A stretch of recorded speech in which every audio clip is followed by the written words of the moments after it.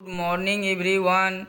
मैं आज क्लास 4 का संस्कृत का द्वितीय अध्याय पढ़ाने जा रहा हूँ। देखिए, पिछले कक्षाओं में हम लोग पिछले वीडियो में मैं आप लोगों को वंदना शीर्षक जो प्रथम अध्याय का है उसका अभ्यास कराया था, और मैं आज आप लोगों को क्लास 4 का द्वितीय अध्याय कराने जा रहा हूँ। द्वितीय अध्याय में है पुनरावर्तन। रामः विजयते, राम विजयी होते हैं। तो देखिए, अब हम लोग पाठ की ओर चलते हैं। रामो राजमणि सदा विजयते, रामम रमेशः भजे। राम राजाओं में श्रेष्ठ है। राम, इसलिए हम लोग राम की विजय का नाम जपते हैं। रामेण निहता निशाचरमु, रामाय तस्मै नमः। राम ने अपने बल पे निशाचर को यानी कि राक्षस को नष्ट किए, इसलिए उनका हम लोग नाम भजते हैं, नाम को स्मरण करते हैं। अब नेक्स्ट श्लोक है रामात् नास्ति प्रयाणं परतरम रामस्य दासो अहम्।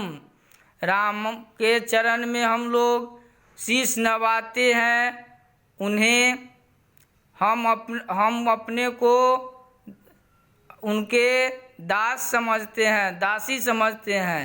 रामे चित्तलय सदा भवतु मे हे राम माम उद्धार।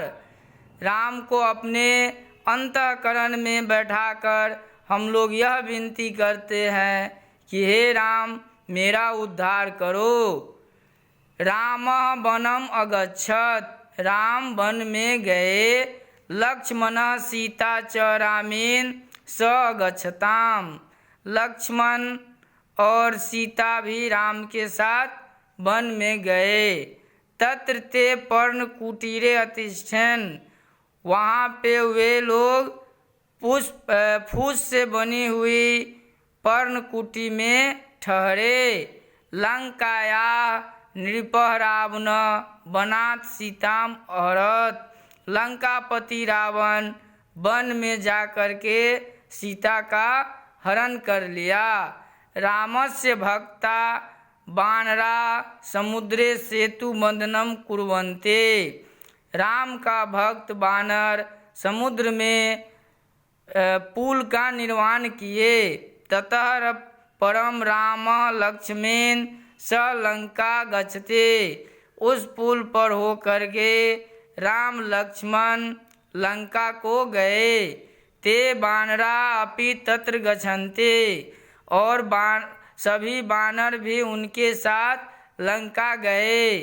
रावणेन स रामस्य युद्धम भविष्यते, रावण के साथ राम का युद्ध हुआ। युद्धे रावणादय राक्षसा मरिष्यन्ते, युद्ध में रावण और उनके राक्षस मारे गए।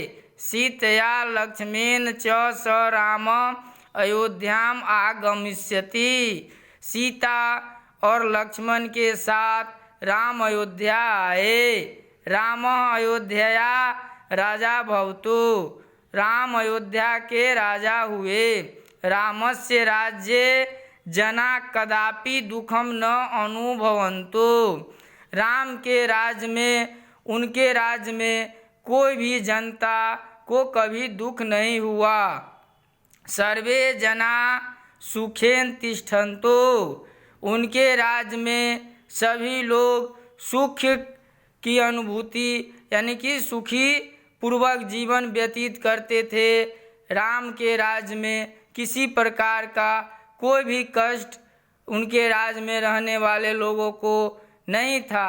तो देखिए, यह आपकी द्वितीय अध्याय समाप्त हो गई है। मैंने आपको अच्छी तरह से संस्कृत का जो ये आपका चैप्टर था उसका हिंदी अनुवाद मैंने आपको बता दिया है। अब आप इसे अच्छे तरह से पढ़ करके नीचे जो शब्दार्थ दिया गया है उसे आप अच्छी तरह से याद कर लेंगे, तब जा कर के यह आपको चैप्टर अच्छी तरह से समझ में आ जाएंगे। तब फिर हम दूसरे वीडियो में इसका अभ्यास का जो प्रश्न उत्तर है वो मैं आपको करा दूंगा। Thank you.